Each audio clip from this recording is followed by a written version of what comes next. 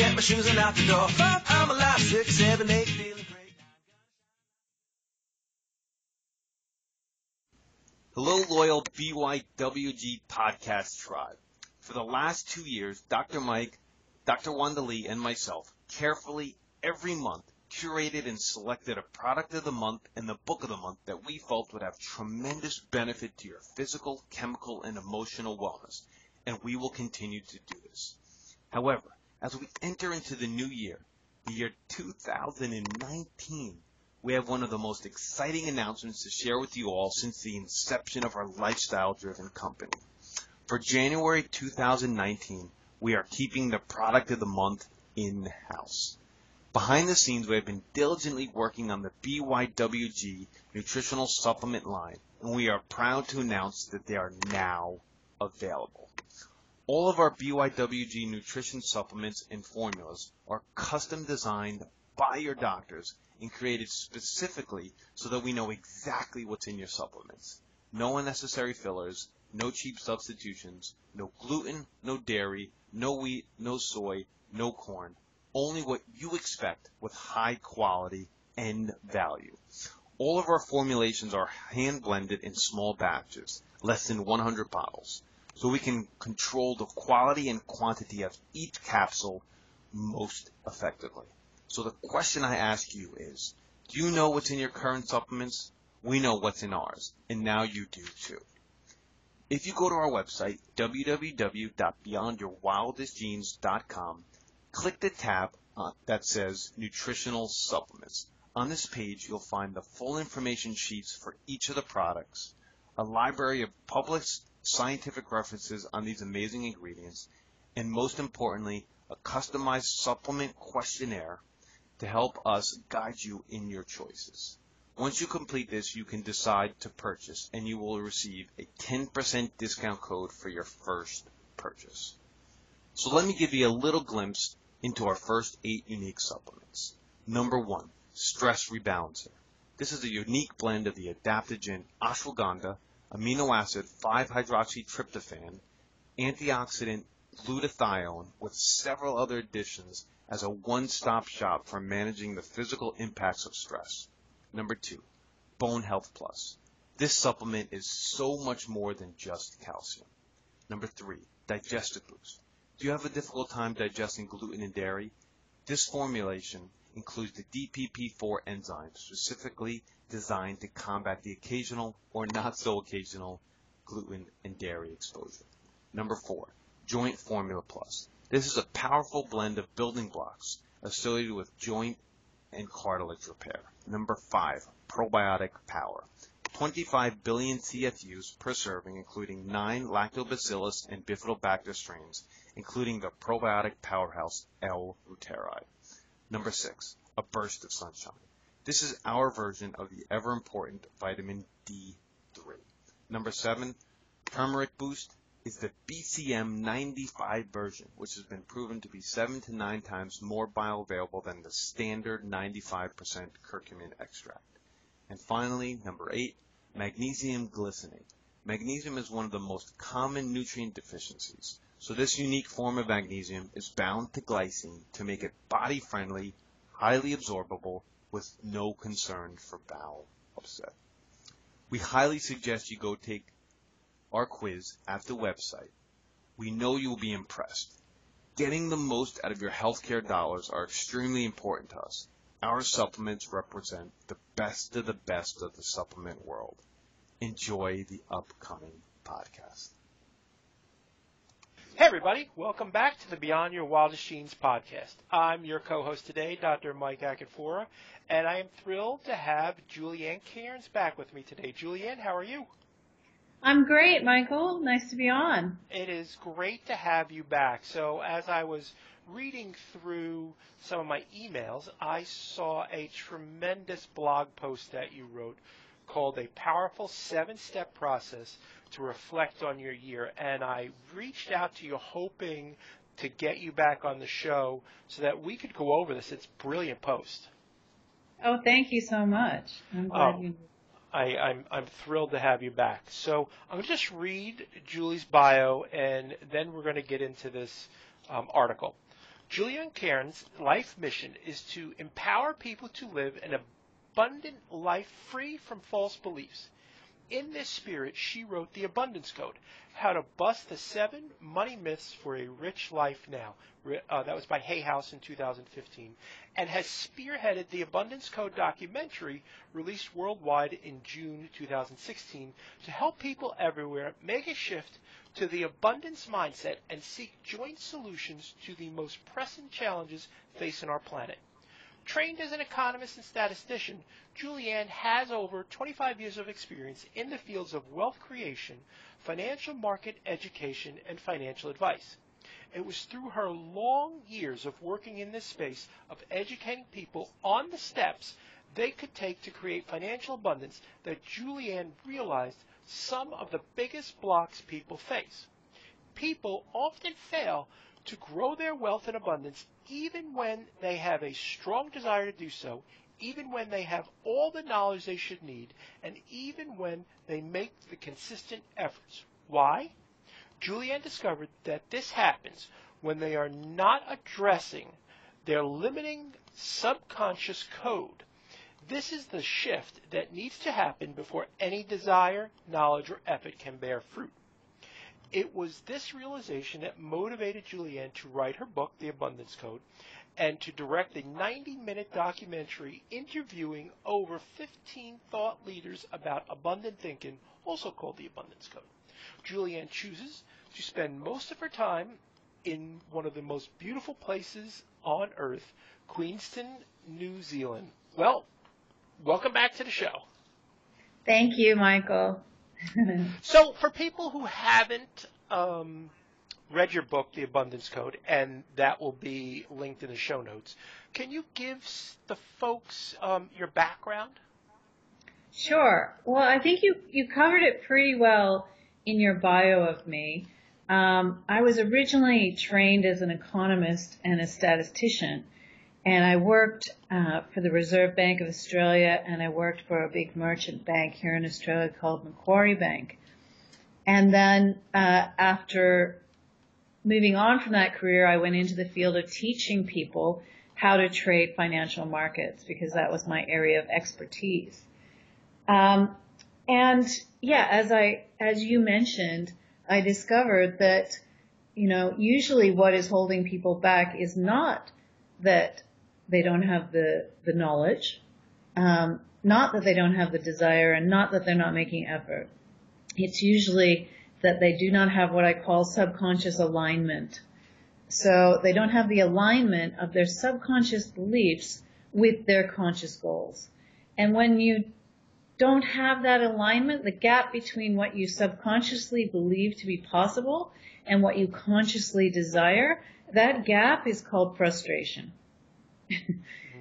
So when you're finding yourself frustrated in your life, it's usually a very strong indicator that you have a misalignment going on, that your subconscious beliefs do not support your conscious goals.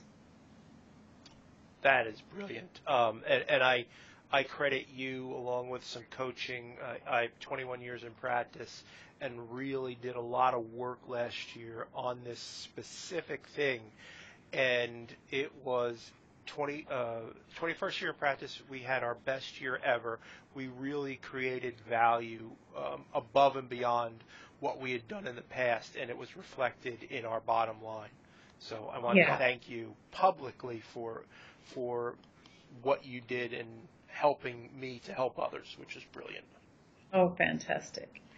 That's great. And I mean, it's worth mentioning, that when you compare the processing power of the conscious mind compared to the subconscious mind, the conscious mind is maybe like a 50-bit processor, whereas the subconscious mind is more like a 500 megabit processor. So when you get the subconscious on board to support your conscious goals, you get an explosion, an absolute explosion in progress. So it's definitely doing that work on the subconscious alignment. Yeah, brilliant. I love it. All right, so let's dive into a powerful 7-step process to reflect on your year. So you wrote this, and I would really like for you to share with our audience how to go about doing this, and we'll just take it step by step. Okay. All right. So 7 steps. I'll just outline what the steps are, and then we'll go into a little bit of a deep dive on each one. Okay. So the first step is review. I call this step review. The second step is gratitude. The third step is compassion. The fourth step is reflection. The fifth step is aspiration. The sixth step is what I call let it steep. Yep. And the seventh step is surrender. Okay, so let's come back to the first step of review. Sure. So the purpose of this step, now one of the most important things for anyone trying to succeed in their life, one of the most important things is that you believe in yourself. So engaging that belief level where you actually have confidence and belief in yourself. So the purpose of this particular review step is to focus on the wins that you achieved during the year. And just make a list month by month, January, February, March, April, May, and so on. And in each month, try to list at least three big wins that you had. And what this process does is that by the time you get to the end of your list of the year of, 3 wins for every month, you'll realize that actually, you had a pretty amazing year. And you got a lot done. You achieved a lot of things. Even if you didn't achieve everything that you went into that year wanting to achieve, right? Yep. Because often, we can set up expectations for ourselves, and there can be a number of reasons why those expectations don't get fulfilled. They might not get fulfilled because actually they weren't the right things for us to go after, and we kind of realized that as we got down the track. So some expectations we set up for ourselves, we just let go because they weren't the right ones for us to go after. Sometimes we have to let them go because life changes, our circumstances change, and therefore our goals need to dynamically change. And so, when people set goals for themselves and they don't achieve them, you can end up at the end of the year feeling like a failure. When there may have been some very valid reasons why you didn't achieve those goals, or why they became not as relevant, or why they were needed to be let go of. So the purpose of this process is to look back at what actually happened and look at what you actually won at and what you actually did a good job at, so that you can end the year feeling confident and feeling like, actually, I'm not a loser. Very good. It's really interesting that you brought it up, because last night we had our yearly accountability completing and remembering call, and there's 5 of us in the accountability group that has been meeting for the last 10 years, and every year we do an exercise completing 2018, remembering it, and then for 2019 setting up goals and objectives. And you're absolutely right there. What I set in January, that may change by February. Right. But and it may, so that drops off or becomes less relevant to what we're doing. But I love this exercise that you're saying, because it does allow you to reflect on this, and then you're not putting it, pigeonholing it into the context as, oh, this was not good. It just allows you to see it in a bigger picture. Yeah, and to focus on what you did achieve. Yes. And not what you did not achieve. Absolutely. And you also talked about some of the things that, write down some of the things that were challenging as well. Yeah, sure. And, really the purpose of that also you can flip the challenge to look at what I overcame. You know? Yes. So you're also using it to feed into that confidence. To go, wow, I had some serious headwinds or some serious unexpected things happen, and look at how well I navigated that, or how I dodged and weaved, and what I was able to do in spite of those unexpected hiccups. It's really interesting, and I love your writing in how you word things. So a lot of times we'll say wins and losses, as opposed to what you wrote was wins and challenges. Yes. It's a completely different mindset. Right. A challenge is getting over a rock. Right. So you framed it perfectly, and it does. It allows you to look at it and say, wow, I overcame this challenge. Yeah. So I love that, and I think that helps get folks into the proper mindset in reflecting back on all those 12 months. Yeah. Cool. And I guess the big overlay to this review process is also to keep in mind, what is my bigger why? And the good thing about this listing your wins for every month is that you can look through those wins and you get a stronger sense of what your bigger why is just by the very fact of what you listed. So, my bigger why, for example, is, being in service to helping people break through their limiting beliefs. That's one of my biggest whys.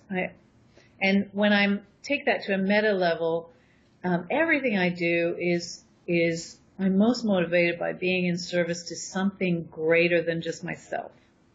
Brilliant. So, when I look back on the wins that I list, I realized that a lot of the things that I was doing was putting myself into a position to be of greater service to my bigger why. Yep. So, one of the things I did that was huge was moving to Queenstown, New Zealand, which is a place where I feel energized, where I feel peace, where I feel mental clarity, that puts me in just on a daily basis a much better frame of mind and environment for me to be able to do my best work and my best service. You hit it on the head. And I want to echo that is, my mission is, I'm blanking. It's late here. It's late. Is to create value, opportunities, and possibilities. And I serve, and I'm not particularly religious, but I serve God by doing that. Yes. And then that fits in the overall arc of what my values are. Yeah. And it makes life really easy when you do it that way, for me. Yeah. Because if it doesn't fit in my values, then I'm really not going to go out and do that. It's just, yes. It doesn't fit. Right. So that's a fantastic lens to look through. And I mean, when I did a values process this year, John DeMartini has a great yes, he does. values process. I love his process. So I went through that and I realized, my highest values are growth, relationships, and being of service. And you're living it. Yeah. And so, it's such a simple lens for me to be able to go, and freedom. Does this give me freedom to grow, to be of service, and to have great relationships? Absolutely. Yeah. I love that. So it's just knowing your values is so helpful. Okay, so the second step. Yep. The second step is, what am I grateful for this year?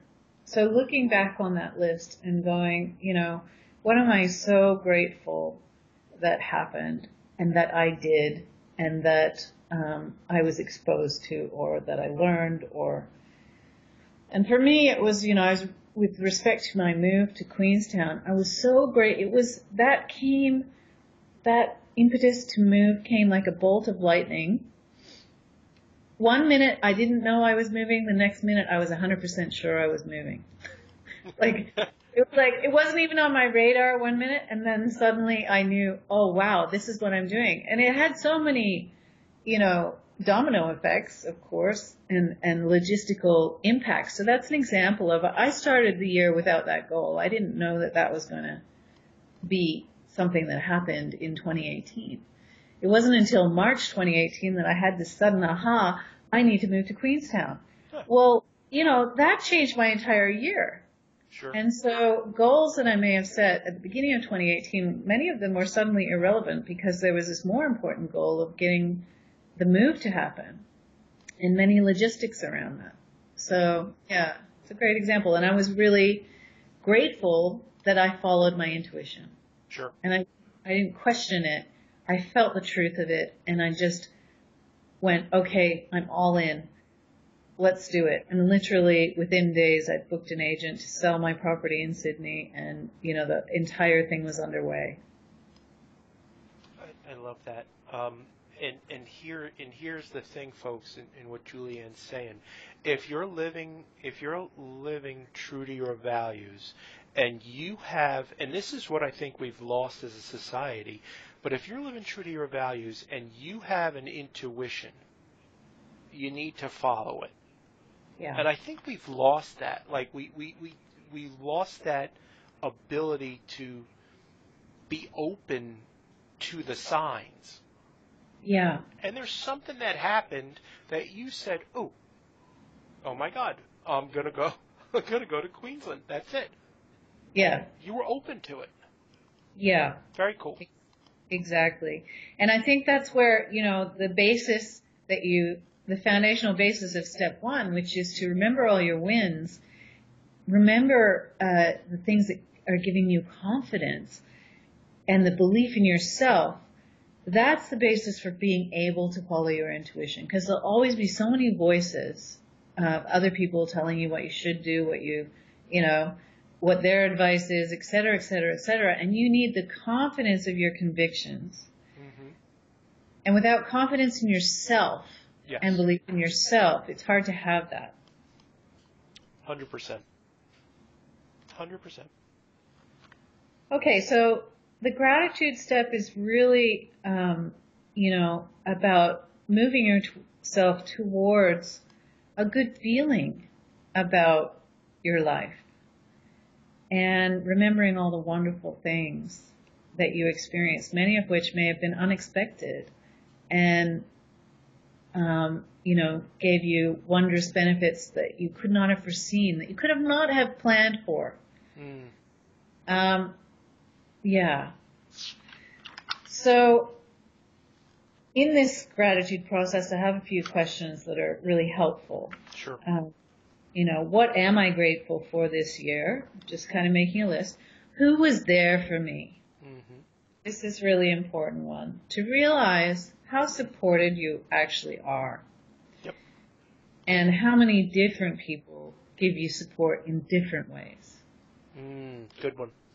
And also realizing that different people may support you in ways that it's again sort of dismantling this expectations thing. Yep. Often we'll put expectations on people about how they should support us, and it's not necessarily the way that they can support us naturally. And so this step is about, well, how did people support me? What did they do? Even if it wasn't, what I thought they should do. Mm-hmm. Yeah. Yeah, it's kind of like that love languages thing, the 5 love languages, yes, where people have different ways of showing you that they love you. So this Absolutely. Is a way of just recognizing that people did show you that they loved you in their own ways. Yep. And what amazing experiences did I have, both planned for and unexpected. Mm-hmm. And what amazing feelings did I have. And, in my case, I actually include sadness and sorrow and things like this in that list. Sure. because As it they're should be. real. Yeah. Yeah. And, something that I came to realize in the last 2 years specifically, I lost my dad 18 months ago, and I've had a couple of, things happen in my life, losses of relationship, that sort of thing, where I've realized that it actually, when I'm willing to go into the sadness, it expands my ability to appreciate beauty at the same time. Mm-hmm.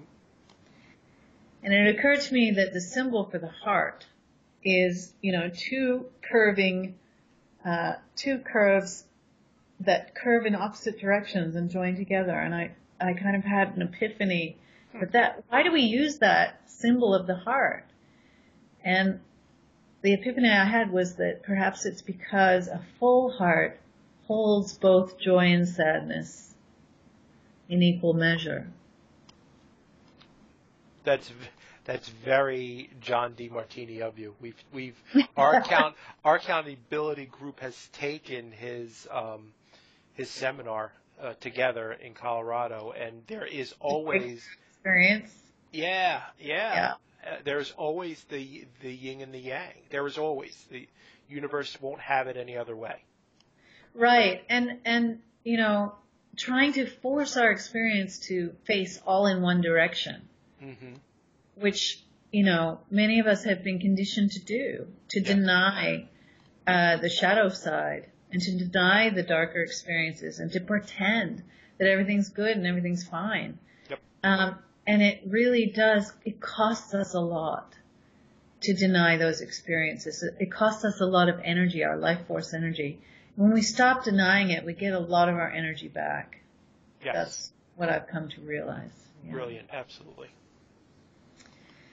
Okay, but the caveat I would say there is that in dipping into those darker places, that we learn how to do that safely and put in our safety nets, just in case it sort of gets a bit too dicey, that we have, lifelines, people we can call, people, who are willing to support us, whilst allowing us to be experiencing whatever it is that we're experiencing. Sure. Yeah. Okay, and the final question I have in the compassion section, in the gratitude section, is how did I support myself? And this is really important to reflect upon because I believe self-care is a very, very important aspect of our growth. And just realizing that, you did support yourself in some very important ways and recognizing what they were. It is so important, and it's something that we almost wear like a badge of honor when we don't do that. And we're really doing ourselves a great disservice by not taking self-care into consideration. Yeah, exactly.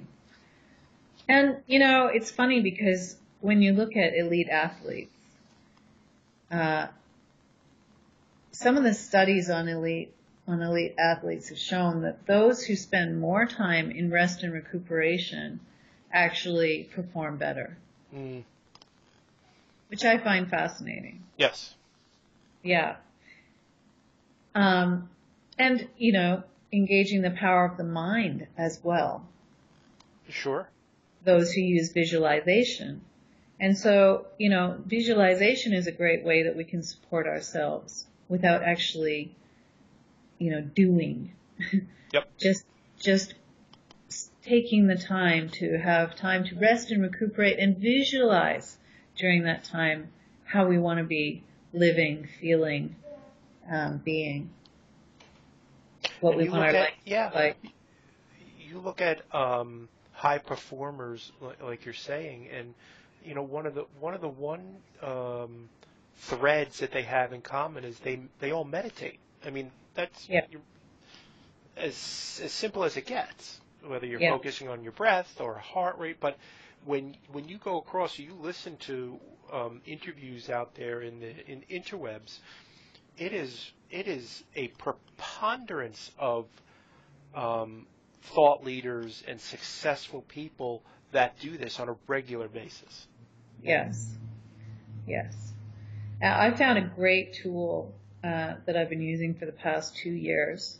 And it's a website called revolutioner.com. Okay.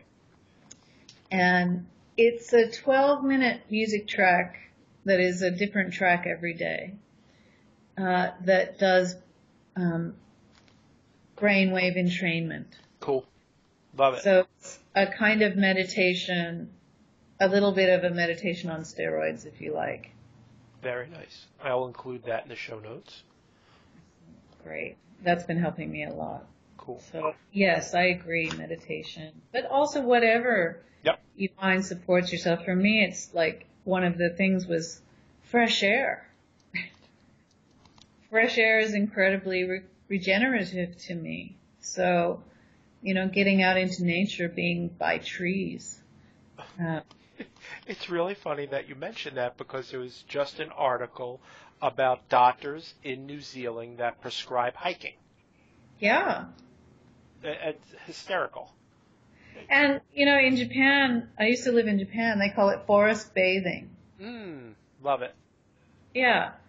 And I notice it. I really feel it. I'm more of a mountain forest person than I am an ocean person. Mm-hmm. Some people get this feeling from the ocean, and the negative ions from the ocean. For me, the ocean is energetically a little bit disturbing to my energy, and I find the forest energy is just much more regenerative for me. Cool. But it's just a matter of finding, what is it that really deeply regenerates me? Yes. Yeah. Awesome. Okay, the third step, compassion. So this is looking at this, what was challenging question, and why was it challenging for me? And bringing some compassion to that. So asking yourself, how can I bring just simple kindness and compassion to myself with respect to these issues that I encountered? And this is a little bit of I find in our society we're just so hard on ourselves. Mm-hmm. When I talk to people and I do abundance coaching and I'm talking to my clients, it's like, God, everybody's so hard on themselves. Like, give yourself a break, man. Yep. Because you are doing your best. You're always doing your best. And just give yourself a little bit of compassion with respect to that. For me, my biggest challenges are usually health. I'm carrying some injuries. I used to be a competitive athlete. I was a competitive gymnast as a child. So, I've punished my joints, and I'm carrying some stuff. I've been in a couple of car accidents, and that's just what I'm dealing with, right? And I've found that it is not helpful to me to compare myself to other people and think that I should be, or even could be, doing the same things that they're doing physically. Which is not to say that I can't, because there's a big difference between possibility and pressure. Mm-hmm. This expectation that I should be able to do it right now. Yes. Is different to, if I work on it, I could get there. Sure. That's all but important difference, I think. Big difference. Yeah. So it's the difference of saying, this is where I'm at now. And you know what? That just is. That's just the situation. And what can and it's okay. It's okay that this is where I find myself right now. Yep. And how can I support myself to just incrementally improve from where I am? And just get better and better every day from where I am. And to rank that as a win, as opposed to looking at what other people can do, comparing myself to them, and then ranking that as a fail. Absolutely. comparing is always a losing proposition. Yeah. There's no. The only person we should compare ourselves to is ourselves, and that we don't even need to do that. But that is, go ahead. And even with that self-comparison, it's like, this is a process, and it's not linear. No, it is not. Yeah. So, like, I might have some setbacks, and that's okay. And if I just approach it with curiosity of, okay, well, that didn't work. Correct. Wonder why let's look at why maybe that didn't work and what I could try that might work. 100%. And it's really interesting because I have friends of mine that are super successful and they still feel the need to compare themselves to others.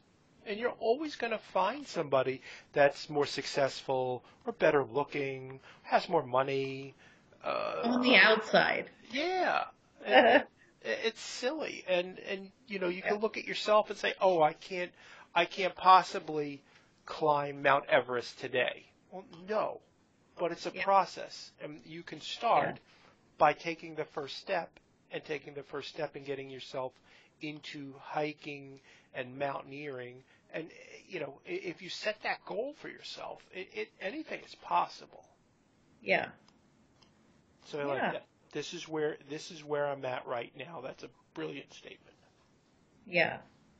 And also having some compassion so if I'm not 100% happy with where I am right now, or if I want to be, if I want to improve from where I am right now, bringing some compassion to, well, why do I find myself here?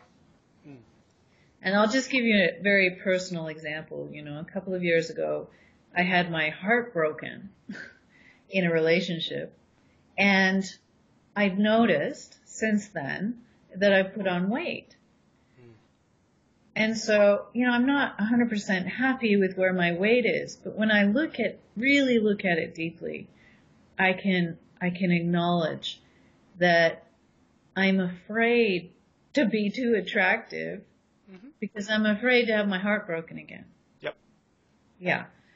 And 100%. So I'm going to have to deal with that before anything about my weight is likely to change. Sure. So, just kind of, and having the compassion to go, that really did hurt. And, I need to give myself some self-love about that and some permission to do some healing, to get the support I need for that healing and all of that. Yes. Yeah. Okay, so that's the compassion piece, and so important. Yep. The reflection piece is next, the fourth step. So this is just asking, what did I learn? What could I have done better without beating up on myself too much on the point? But what are some things I could have done that might have made things easier for me, or made it easier for me to perform at my best? And like for me, when I look at this, because I moved countries, I could have probably got some more support in place with my unpacking, for example. Because just getting myself organized in my new house a little quicker probably would have been a good thing.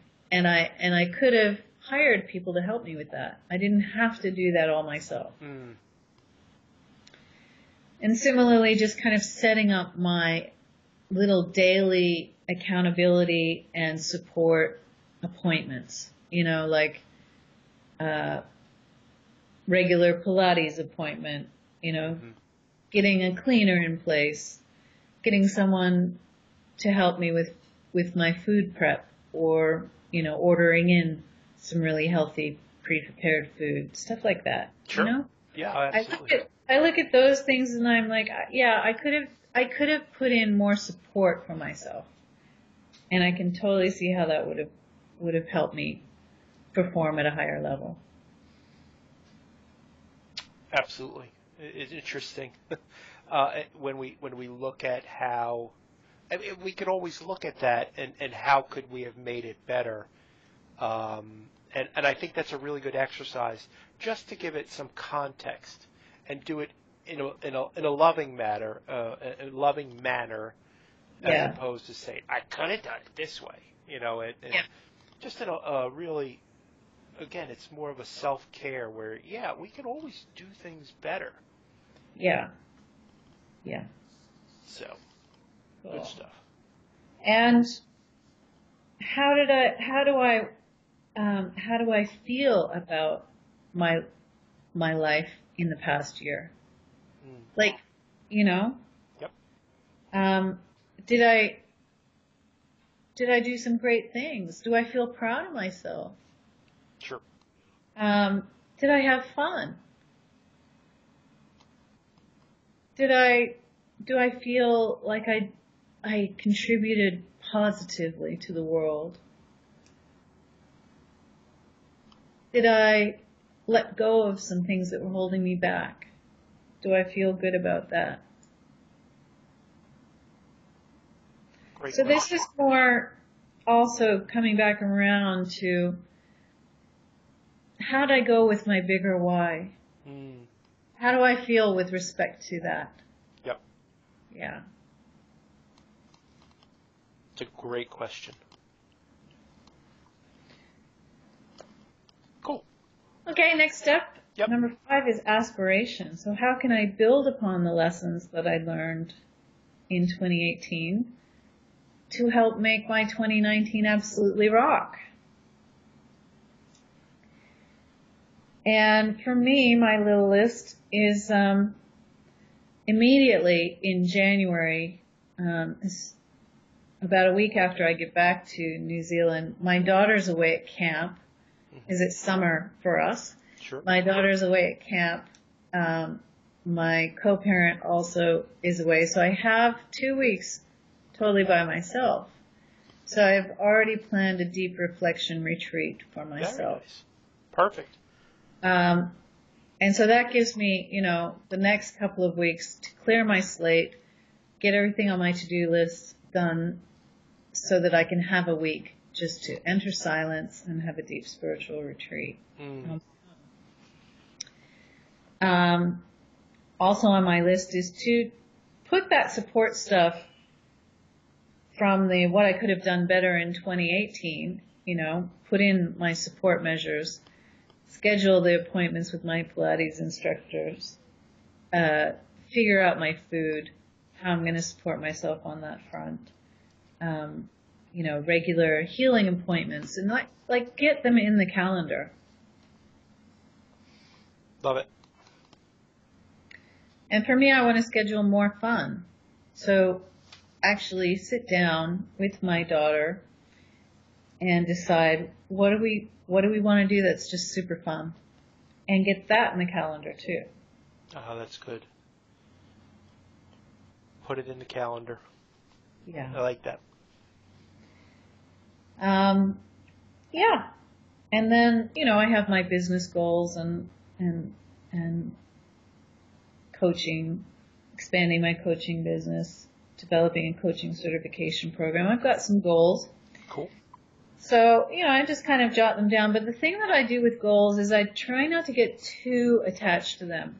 Mm-hmm. It's like I have the goals, but I'm also willing to dynamically adjust them. Yep. Absolutely. Yeah. That's I do put some thought into what it would take to achieve the goals and start kind of mapping out the timeline and that sort of thing.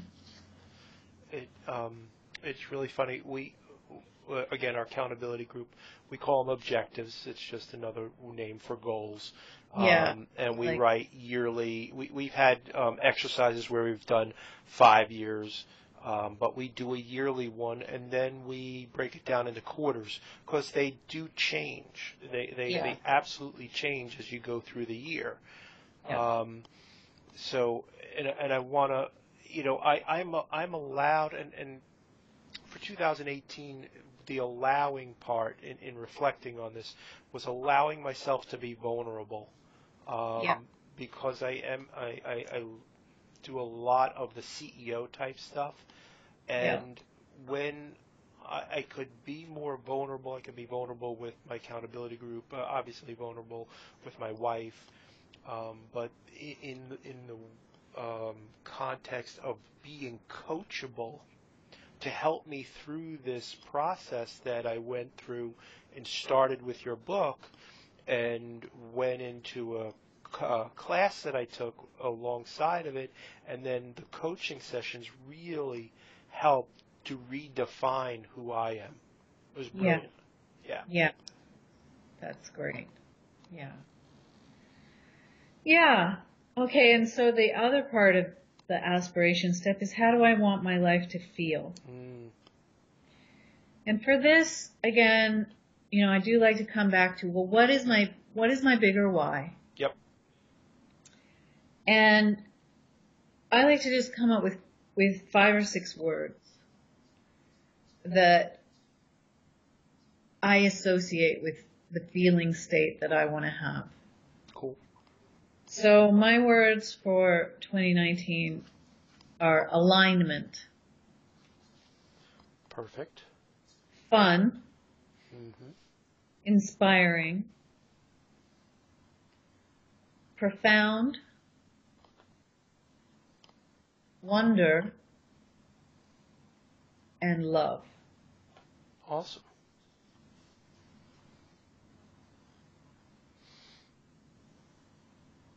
Love it. Mine's remarkable. I wrote it down. Yay. I wrote it down last night when we were doing our thing. Remarkable. Yep. Cool. Yep.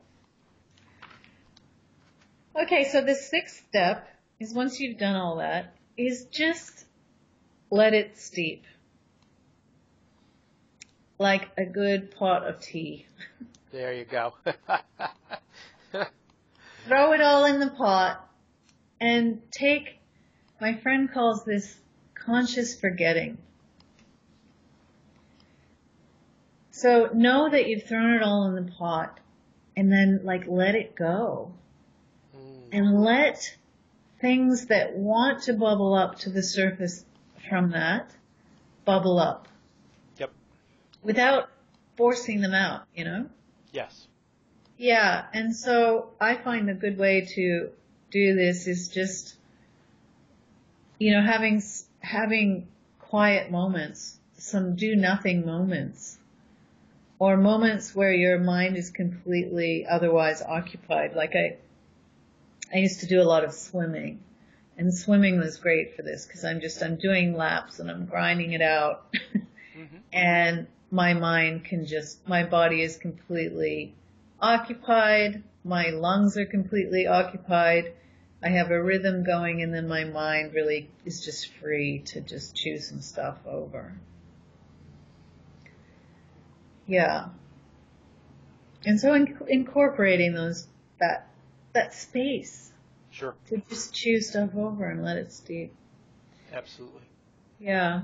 It's often good to have just a little notebook, not a big one, like a tiny little notebook that you can have in your pocket or you can have in your handbag, and a pen so that, if something pops into your mind, you can just jot it down.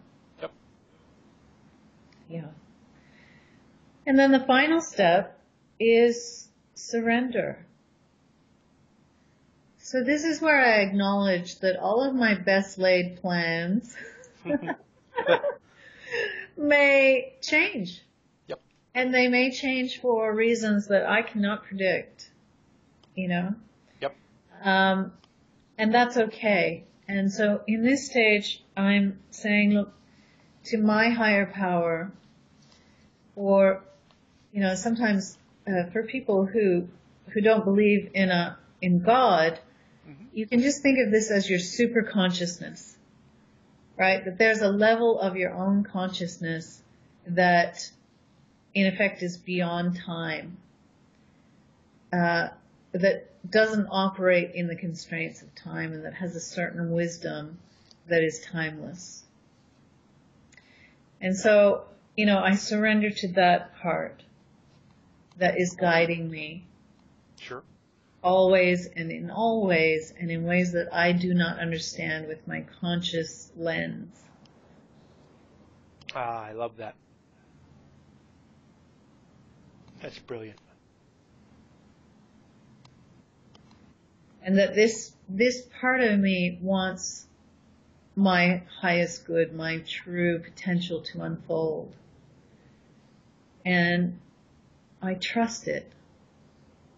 I trust it to give me guidance, and this is what we call our intuition, right? I trust it to give me cues that are not necessarily verbal, that are not necessarily can be explained in words or even should attempt to be explained in words, you know?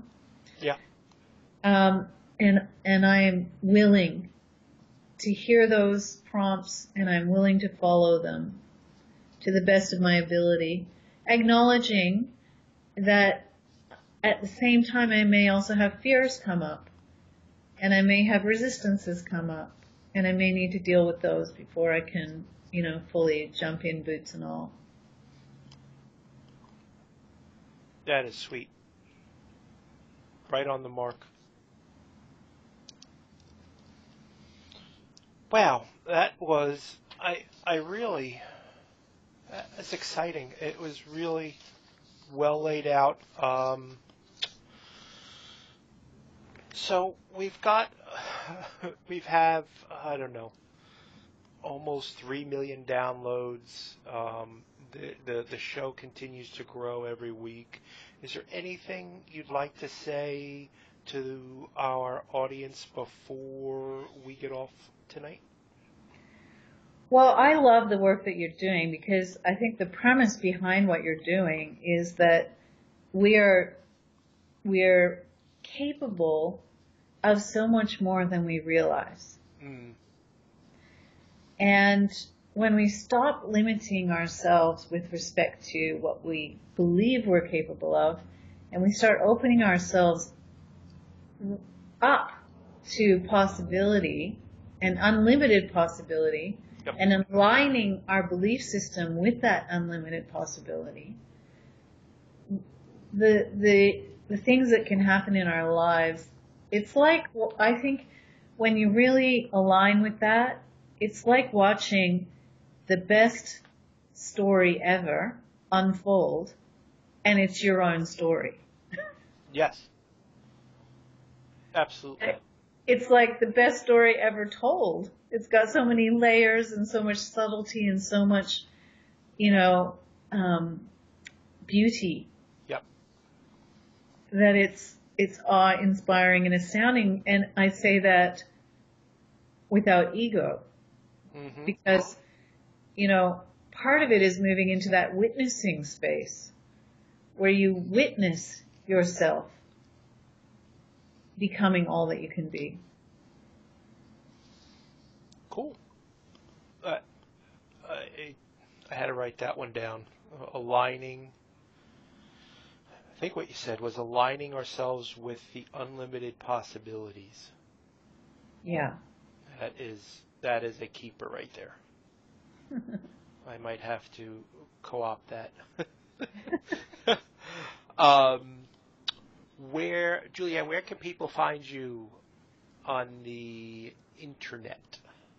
Well, my blog is on theabundancecode.com. Mm-hmm. So people can go there. They can also, grab a free ebook about how to take the next steps towards abundance, and watch the first 10 minutes of the Abundance Code film there as well for free. Cool. But yeah, on the top right of the menu, people can select the blog and also go through my blog posts. And I've been writing that blog now since the middle of 2016, and I'm pretty consistent. So there's quite a library there now of resources for people. Awesome. So here's the funny thing is, I don't know why I didn't have it, but now that I do, I think we're going to have you back on at the end of the year so you could go through your 3 ways to make this year abundantly awesome. So I just found that today as I was doing some prep work. I was like, oh.